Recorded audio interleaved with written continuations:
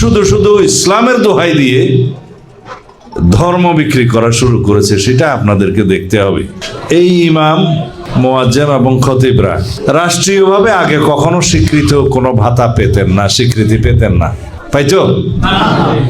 এই প্রথমবার শহীদ রাষ্ট্রপতি জিয়াউর রহমানের দল, বিসমিল্লাহর দল, আল্লাহর প্রতি অবিচল আস্থা এবং বিশ্বাসের দল, যেগুলো আমরা সংবিধানে স্থাপন করেছি, সংযোজন করেছি, শহীদ জিয়াউর রহমান করেছেন, সেই দল অনুধাবন করেছে এই দেশের আলেম সমাজকে আমরা রাষ্ট্রীয়ভাবে সম্মানিত করব। ভাতার পরিমাণ যাই হোক, রাষ্ট্রীয় তহবিল থেকে একটা ভাতা আসবে ইমাম সাহেবদের জন্য, খতিবদের জন্য, মুয়াজ্জিনদের জন্য। এখানে বলে রাখা ভালো, বাংলাদেশে শতকরা 92% মুসলমান, বাকি অন্যান্য ধর্মাবলম্বীদের উপাসনালয়কে আমরা এখানে নিশ্চয়তা বিধান করেছি। অন্যান্য ধর্মাবলম্বীদের উপাসনালয়ে যারা কাজ করেন তাদের জন্য একই রকম সম্মানের ব্যবস্থা করা হবে। যারা আলেম সমাজের উপকারের জন্য, আলেম সমাজের অর্থনৈতিক সমৃদ্ধির জন্য, সামাজিক মর্যাদা বৃদ্ধির জন্য কোনো পরিকল্পনা না দিয়ে শুধু শুধু ইসলামের দোহাই দিয়ে ধর্ম বিক্রি করা শুরু করেছে, সেটা আপনাদেরকে দেখতে হবে। আমাদের ইমানের ক্ষতি করছে বিভিন্ন ভাবে। এই যে আমরা একটা দলের নামের পিছনে ইসলাম আছে, সেজন্য কি ওইটা পুরা ইসলাম হয়ে গেল?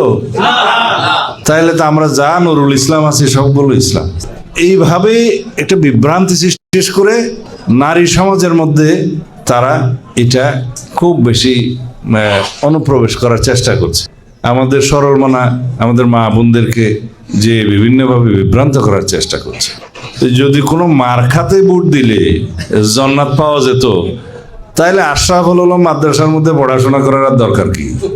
আমি শুনছি ভিডিওতে কেউ কেউ বলছে, এইবার যদি আল্লাহর দিকে তাকাইয়া, রসুলের দিকে তাকাইয়া যদি দয়া করে এই মার্কায় একটা ভোট দেন, তাহলে পরে জান্নাত নিশ্চিত।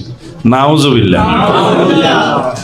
সামান্য দুনিয়াদারির জন্য, দুনিয়ার জন্য দিনকে বিক্রি করে দেয়া, এর চাইতে বড় জুলুম আর কিছু আছে? তো সুতরাং এইগুলোর বিপরীতে, আমি তো বাঙাল মানুষ, আমি বললে মানুষে কম শুনবে, কিন্তু আপনারা সবাই আলেম, আপনারা দিনের রক্ষক, দিনের প্রচারক, ইসলামের রক্ষক, প্রচারক। আপনারা এই কথাগুলো দয়া করে সর্বত্র বলবেন। দুনিয়ার জন্য দিনকে যেন কেউ বিক্রি না করে, ভোটের বিনিময়ে কেউ যেন জান্নাত বিক্রি না করে। এই বিষয়টা আপনারা ইমানি দায়িত্ব হিসেবে